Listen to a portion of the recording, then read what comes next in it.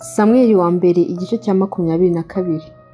Nuko Dawidi avayo arahunga arasukira mu buvumo bwa Adulamu. Bukeye bakuru be na bene wabo babyumvise baramanuka bamusangayo. Kandi abari mu makuba bose n'abarimo imyenda bose n'abinubaga bose bateranira aho ari abo umutware wabo. Nuko abari kumwe nawe bari abantu nka 400.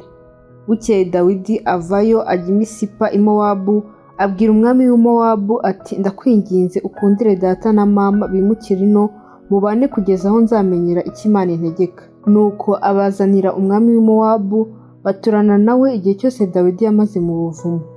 Bukeye umuhanuzi Gadi abwira Dawidi ati, wiguma mu buvumo buvemo ujye mu gihugu cya Yuda. Nuko Dawidi avayo arasukira mu ishyamba rya Hereti. Bukeye Sawuli yumva ko Dawidi yabonekanye nabo bari kumwe. Ubwo Sawuli yari yicaye i Gibeya munsi y'igiti cy'umunyinya i Rama yitwaje icumu, kandi abagaragu be bose bari bahagaze bamukikije. Sawuli abaza abagaragu be bahagaze bamukikije ati, yemwe mwa Benyamini mwe, hajya mwene Yesayi uwo azaha umuntu wese muri mwe imirima n'inzabibu? Kandi mwese niko azabagira abatware b'ibihumbi n'abatware b'amagana, bituma muhuza inama yo kungambanira, ntihagire n'umwe umburira ko umuhungu wanjye yasezeranye na mwene Yesayi. Ubonye ngo habure n'umwe muri mwe umbabarira ngo amenyeshe ko umuhungu wanjye yangandishirije umugaragu akancira igico nk'uko angenje none? Ariko Dowegi Umwedomu yari ahagaze aho mu bagaragu ba Sawuli, asubiza umwami ati, nabonye mwene Yesayi azi Nobu kwa Ahimeleki mwene Ahitubu. Nuko Ahimeleki amugishiriza Uwiteka inama, kandi amuha impamba, amuha n'inkota ya Goliyati Umufilisitiya. Umwami abyumvise atumiza Ahimeleki umutambyi mwene Ahitubu n'abo mu rugo rwa se bose, aribo batambyi b'i Nobu, bose bitaba umwami. Bageza aho Sawuli aravuga ati, umva mwana wa Ahitubu. Nawe ati, karamenya Nyagasani. Sawuli aramubaza ati, niki cyatumye mungira inama wowe na mwene Yesayi, ukamuha imitsima n'inkota, ukamugishiriza Imana inama ngo ampagurukire ancire igico nk'uko angenje none? Ahimeleki asubiza umwami ati, mbese ninde mu bagaragu bawe bose umwiringirwa nka Dawidi umukwe w'umwami, uba mu nama zawe akaba umunyacyubahiro mu rugo rwawe? Mbese ubu nibwo nkimugishiriza Imana inama? Ntibikambeho. Umwami ye gushyira urubanza ku mugaragu we cyangwa ku rugo rwa data rwose, kuko muri ibyo byose umugaragu wawe ntacyo nari nzi, haba n'agahurihuri kabyo. Umwami abwira Ahimeleki ati, ni ukuri Ahimeleki nta kikubuza gupfana n'abo mu rugo rwa so bose. Umwami ahera ko abwira abarinzi bamukikije ati, nimuhindukire mwice abatambyi b'Uwiteka, kuko bafatanye agatoki na Dawidi, kandi bari bazi ko yahunze ntibabimbwire. Ariko abagaragu b'umwami banga kurambura amaboko ngo bice abatambyi b'Uwiteka. Maze umwami abwira Dowegi ati, hindukira wice aba batambyi. Nuko Dowegi Umunyedomu arahindukira arabica. Uwo munsi yica abantu 85 bambaraga efodi y'igitare. Maze atsindisha inkota i Nobu umudugudu w'abatambyi, abagabo n'abagore, abana b'incuke n'abonka, n'inka n'indogobe n'intama, byose babimarira ku nkota. Ariko umwe mu bahungu ba Ahimeleki mwene Ahitubu witwaga Abiyatari aracika ahungira kuri Dawidi. Nuko Abiyatari abikira Dawidi ko Sawuli yishe abatambyi b'Uwiteka. Dawidi abwira Abiyatari ati, urya munsi ubwo narebaga Dowegi Umunyedomu, namenye ko atazabura kubibwira Sawuli. Abo mu rugo rwa so bose ninjye bahowe. Gumana nanjye, humura, kuko uhiga ubugingo bwanjye ari we uhiga n'ubwawe. Nubana nanjye ntacyo uzaba.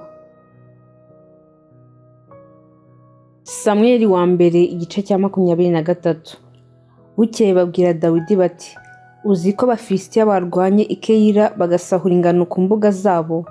Dawidi niko kugisha Uwiteka inama ati, mbese njye gutera abo Bafilisitiya?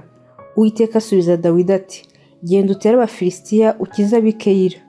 Ariko abantu ba Dawidi baramubaza bati, mbese ubwo tugiriye ubwoba hano i Buyuda nitugera i Keyila kurwana n'ingabo z'Abafilisitiya bizacura iki? Nuko Dawidi yongera kugisha Uwiteka inama. Uwiteka aramusubiza ati, haguruka umanuke ujye i Keyila, kuko nzakugabiza Abafilisitiya.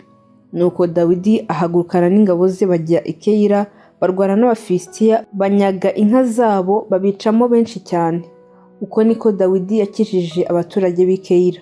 kandi ubwo Abiyatari mwene Ahimeleki yahungiraga kuri Dawidi i Keyila yahunganye efodi. Bukeye babwira Sawuli ko Dawidi ari i Keyila. Sawuli aravuga ati Imana yamushyize mu maboko yanjye kuko akingiraniwe imbere ubwo yinjiye mu mudugudu ukingishwa inzugi n'ibihindizo. Nuko Sawuli ahamagaza ingabo zose ngo batabare batere i Keyila bagote Dawidi n'abantu be. Dawidi amenya ko Sawuli amuhigira, abwira Abiyatari umutambyi ati zana hano efodi. Nuko Dawidi arasenga ati Uwiteka Mana ya Isiraheli, umugaragu wawe numvise ko Sawuli yenda gutera i Keyila no kwirimbura babampora. Mbese abo bantu b'i Keyila bazamumpa? Ni koko Sawuli azamanuka nk'uko umugaragu wawe numvise? Uwiteka Mana ya Isiraheli, ndakwinginze bwira umugaragu wawe. Uwiteka aramubwira ati azamanuka. Dawidi aherako arabaza ati mbese ab'i Keyila bazantangana n'abantu banjye mu maboko ya Sawuli? Uwiteka aramusubiza ati bazagutanga. Nuko Dawidi n'abantu be nka 600 barahaguruka bava i Keyila bajya aho bashoboye hose. Hanyuma babwira Sawuli ko Dawidi yacitse akava i Keyila arorera gutabara. Nuko Dawidi aba mu bihome byo mu butayu, aguma mu gihugu cy'imisozi cyo mu butayu bw'Izifu. Sawuli akajya amugenza uko bukeye, ariko Imana ntiyamutanga mu maboko ye. Dawidi abonye ko Sawuli yazanywe no gushaka kumwica, yigumira mu ishyamba mu butayu bw'Izifu. Bukeye Yonatani mwene Sawuli arahaguruka asanga Dawidi mu ishyamba amukomeza ku Mana. Aramubwira ati witinya kuko ukuboko kwa data Sawuli kutazagushyikira kandi uzaba umwami wa Isirayeli. Njye ubwanjye nzaba uwa kabiri kuri wowe kandi data Sawuli nawe arabizi.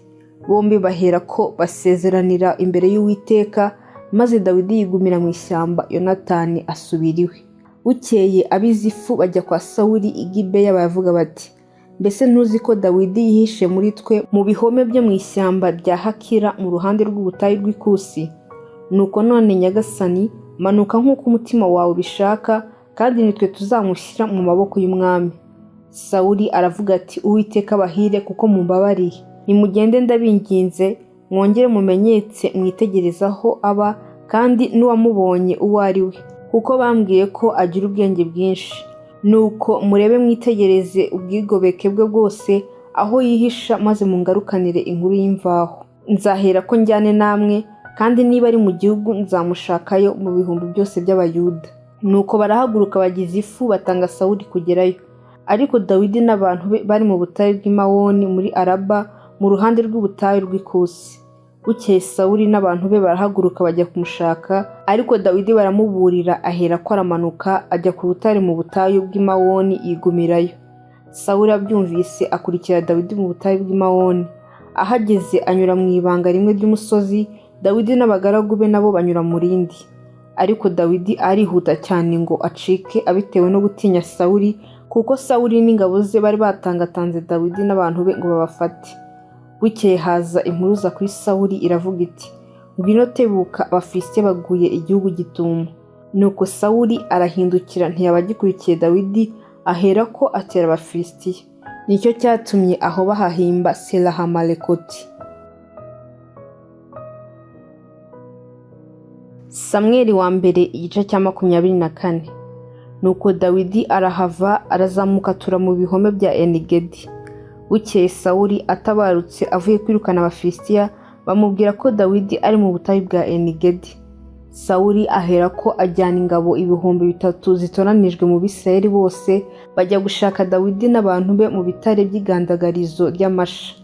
Azatyo agera ku biraro by'intama biri iruhande rw'inzira, kandi hari ubuvumo. Maze Sawuli yinjiramo gutwikira ibirenge, kandi Dawidi n'abantu be bari mu mwinjiro w'ubwo buvumo. Maze abantu ba Dawidi baramubwira bati uyu ni wo munsi Uwiteka yakubwiraga ati nzakugabiza umwanzi wawe uzamugenza uko ushaka. Dawidi arahaguruka agesa ku kinyita cy'umwambaro wa Sawuli bucece. Hanyuma Dawidi agira umutima umuhana kuko yageshe ku mwambaro wa Sawuli. Abwira abantu be ati Uwiteka ndinde kugenza ntya umwami wanjye Uwiteka yimikishije amavuta, ngahangara kumuramburiraho ukuboko kwanjye, kandi ari we Uwiteka yimikishije amavuta. Uko niko Dawidi yaburishije abantu be ayo magambo, ntiyabakundira ko bahagurukira Sawuli. Nuko Sawuli arahaguruka ava mu buvumo aragenda. Hanyuma Dawidi nawe arahaguruka ava mu buvumo, ahamagara Sawuli ati "Nyagasani mwami." Sawuli akebutse Dawidi arunama yubika amaso aramuramya. Dawidi aramubaza ati, "Ni iki gituma wumvira abantu bakubwira ngo Dawidi arashaka kukugirira nabi? Aho ntiwirebeye ko Uwiteka yaragutanze mu maboko yanjye uyu munsi ubwo wari mu buvumo? Ndetse hariho abambwiye kukwica, ariko ndakubabarira, ndavuga nti sindi burambure ukuboko kwanjye kuri databuja, kuko ari we Uwiteka yimikishije amavuta.